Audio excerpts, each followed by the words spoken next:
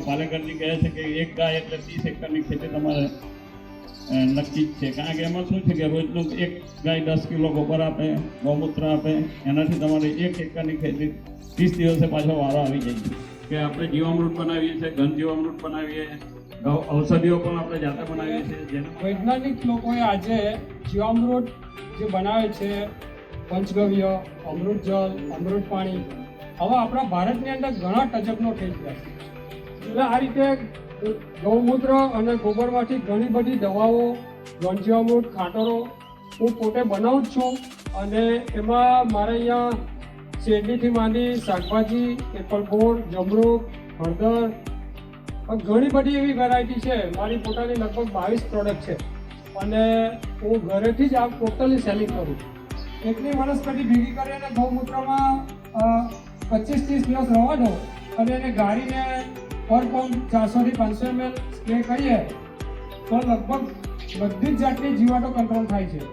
પણ જ્યારે દરેક ખેડૂતના ઘરે ગાય હોય, એનું દૂધ ઘી વપરાતું હોય, એનો છાણનો પિસાબ ખેતીમાં વપરાતો હોય અને એ રીતે બધા ઉપયોગ કરતા હોય ત્યારે એની સાચી અર્થવ્યવસ્થા ત્યારે ઊભી થાય.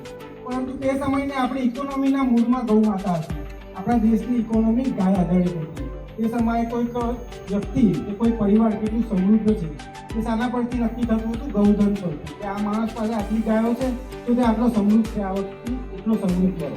તો તે વર્ષે ભાવ ને મહેનત બે રંગ લાગી ગયેલો તો 18 મહિનામાં રોપાણના 24.5 લાખ રૂપિયામાં કેળ પાકી આપી. 20,000ના ખર્ચમાં ફેબ્રુઆરીની 20 તારીખ પૂરી શેરડી કપાયેલી, 19,028 શેરડી. ઘરે જીવામૃતનો સ્પ્રે ગૌમૂત્રમાં અવારનવાર છોડ્યું, જેનાથી આપણને રિઝલ્ટ જોવા મળ્યું.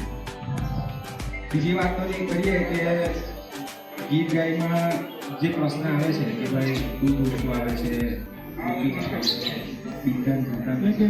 બધા કહે છે કે માનું ધાવણ છોડ્યા પછી ગાયનું દૂધ પીવું જરૂરી છે. એ સુપાચ્ય છે, આપણા શરીરને પાચન થઈ શકે છે. ભેંસનું તો તમે નાના છોકરાને પાવ કે ભારે વળે છે, એટલે હંમેશા ગાયનું દૂધ પાવું જોઈએ છોકરા. ગાય કઈ કુંડવાળી આપણી દેશી ભારતીય ગાય. એટલો બધો મને મારા ગામ માટે, ખેતી માટે, ગાય માટે પ્રેમ, અને એટલે જ આ કાર્યક્રમનું આયોજન જ એટલે કર્યું. હું એક 5-6 વર્ષથી એક પ્રોજેક્ટ ચલાવું છું. મારા પૈસે ગીર ગાયની વાછરડી ખરીદું અને પછી કોઈ ગરીબ ખેડૂત હોય, તાપી, આદિવાસી જિલ્લાના ખેડૂત, એને એ ગાય ભેટ તરીકે આપું. એટલા માટે કે એવી મદદ કામની. અને આમાંથી આવતા બીજા વર્ષે વાછરડી આવે, ત્રીજા વર્ષે પાછી આવે. ટૂંકમાં એનું ઘર પગભર થઈ જાય ને એ મેં અનુભવી લીધું થઈ જ જાય. એટલે હું ખાલી આજે કંડક્ટર તરીકે લીધું, એ પ્રોગ્રામને કંડક્ટ કર્યો અને ઘણું બધું શીખ્યું. અને એ બહાને મને આવો શોખ છે કે કોઈ એક વિષયમાં પડીએ ને પછી અંદર ઉતરી જાઉં અને જેટલું શીખાય એટલું શીખી લેવું.